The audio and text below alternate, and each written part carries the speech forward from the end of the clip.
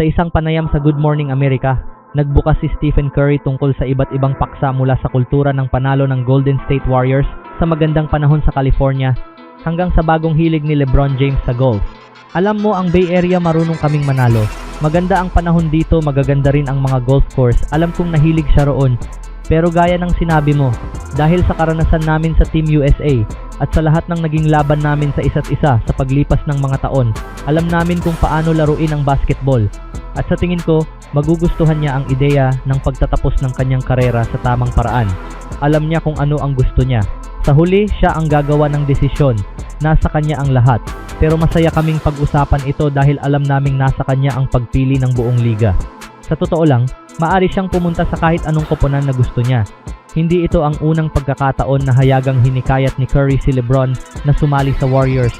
Ilang araw bago nito, muli ring nanawagan ng 4 na beses na NBA champion kay LeBron at sinabi niyang anumang prangkisa sa liga ay handang gawin ang lahat kung gugustuhin ni LeBron na sumali sa kanila. Binigyang diin din ni Curry ang kultura ng Warriors bilang isang kampiyon na koponan at ang magagandang golf course sa Bay Area bilang mga dahilan kung bakit magandang lumipat si LeBron sa Golden State. Samantala, ibinunyag naman ni Draymond Green sa kanyang podcast na gumawa rin siya ng isang matinding recruitment pitch habang magkasama sila ni LeBron sa loob ng ilang araw sa isang golf trip. Ayon kay Green, naniniwala siyang ang naging pag-uusap nila ay tiyak na magpapaisip kay LeBron na seryosong isaalang-alang ang posibilidad ng paglipat sa Warriors. Ipinapakita ng pagsisikap ni Curry at Green kung gaano nila kagustong makasama ang kanilang dynasty core, ang all-time leading scorer ng NBA na si LeBron James. Madaling maunawaan kung bakit gustong-gusto ng Warriors na makuha si LeBron. Samantala, ang mahabang paglalakbay ng dating NBA All-Star na si Victor Oladipo pabalik sa liga ay umabot sa isang mahalagang yugto ngayong linggo at naging napaka-emosyonal ng pangyayaring iyon. Ang 34-year-old na guard ay napaluha matapos makumpleto ang isang pribadong comeback workout sa Las Vegas sa harap ng mga NBA scouts, general managers, at iba pang executives mula sa iba't ibang koponan sa liga. Pagkatapos ng workout, isa-isa niyang kinamayan ang lahat ng naroon na nagpapakita kung gaano kalaki ang kahulugan ng pagkakataong ito matapos ang maraming taon ng pakikipaglaban sa matitinding injuries. Hindi ito basta isang ordinaryong off-season training session. Si Oladipo mismo ang nag-organisa ng nasabing workout bilang bahagi ng kanyang pagsisikap na muling makakuha ng pagkakataong makabalik sa NBA. Nais niyang personal na makita ng mga front office ng mga koponan na kaya pa rin niyang maglaro sa pinakamataas na antas. Ayon sa mga ulat, humanga ang mga scouts sa kanyang kondisyon ng katawan, athleticism at galaw sa loob ng high-intensity 5-on-5 scrimmages na pinangasiwaan ng NBA trainer na si Phil Handy. Para kay Oladipo, ang emosyonal na reaksyong ito ay higit pa sa isang simpleng workout. Ang kanyang karera sa nakalipas na 7 taon ay naging simbolo ng matinding determinasyon at hindi pagsuko. Noong Enero 2019, habang naglalaro para sa Indiana Pacers, nagtamo si Oladipo ng ruptured quadriceps tendon sa kanyang kanang tuhod, isang injury na nagtapos sana sa isang season na maaaring magdala sa kanya sa All-NBA team. Matapos niyang makabalik, na-trade siya sa Houston Rockets bago tuluyang mapunta sa Miami Heat. Ngunit hindi siya tinantanan ng mga injury. Noong 2021, ilang sandali lamang matapos sumali sa Heat, nagtamo siya ng isa pang malubhang injury sa tuhod. Pagkatapos, napunit naman ang patellar tendon sa kanyang kaliwang tuhod. Dahil dito, muli siyang nawala sa aksyon at kinailangang sumailalim sa isa na namang mahabang rehabilitasyon. Sa halip na tuluyang magretiro sa basketball, ipinagpatuloy ni Oladipo ang kanyang pagsisikap upang makakuha ng panibagong pagkakataon.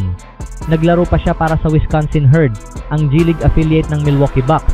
Ngayon, umaasa siyang ang workout na ito ay magbubukas ng pinto para sa isang training camp invitation o kahit isang veteran minimum contract sa isang NBA team.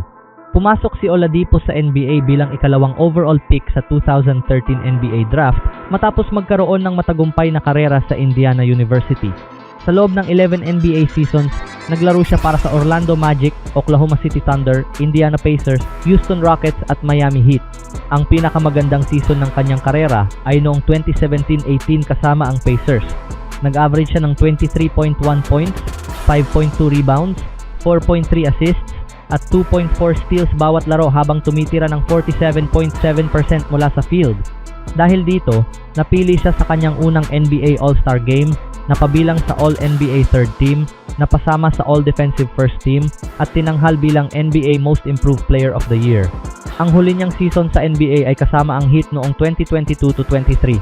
Bago siya nagtamo ng napunit na patellar tendon, nag-average siya ng 10.7 points, 3 rebounds, 3.5 assists at 1.4 steals sa loob ng 42 games, habang nag-shoot ng 39.7% mula sa field at 33.0% mula sa 3-point range.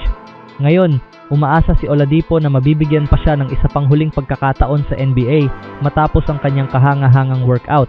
Marami na marahil ang tuluyan ng sumuko matapos ang sunod-sunod na matitinding injuries na kanyang dinanas. Ngunit si Victor Oladipo ay hindi kabilang sa mga taong madaling bumitaw sa kanilang pangarap. Sa ibang balita naman, sa nakalipas na 2 season, hindi naman talaga nabigatan si Brandon Podziemski sa pagiging pinakamahusay na batang manlalaro ng Golden State Warriors. Ngunit ang paghusga sa kanyang mga naging performance ay palaging nakabatay sa matataas na inaasahan na inilagay sa kanya pareho ng kanyang sarili at ng prangkisa. Ngayon, mabilis na inagaw ni Axel Lendeborg ang titulo bilang pinakamahusay at pinaka-promising na batang manlalaro ng Warriors matapos lamang ang 3 napakahusay na laro sa Summer League. Bagamat maaaring makabawas ito sa atensyong nakukuha ni Podziemski sa isang banda, maaari rin nitong tulungan ang batang guard na maabot ang panibagong antas ng kanyang laro. Maaaring ilabas ni Axel Lendeborg ang pinakamahusay na bersyon ni Brandon Podziemski. Malakas ang naging simula ni Podziemski sa NBA bilang ika-19 na overall pick at napabilang pa siya sa NBA All-Rookie First Team matapos mag-average ng halos 27 minutes kada laro sa rotation ni Steve Kerr. Mabilis siyang naging paborito ng mga tagahanga, ngunit bahagi ng dahilan nito ay dahil kakaunti lamang ang inaasahan sa kanya. Isa siyang draft pick na hindi napili sa lottery at sumali sa isang koponang may mga magiging Hall of Famers na sina Stephen Curry, Klay Thompson at Chris Paul. Ngunit sa kanyang ikalawang season, nagsimulang magbago ang pananaw ng maraming tao tungkol kay Podziemski. Malaki ang naging epekto rito ng off-season kung saan hayagan niyang sinabi na nais niyang maging isang bituin sa hinaharap, pati na rin ang desisyon ng Warriors na huwag siyang isama sa trade package para kay Lauri Markkanen sa panahong iyon.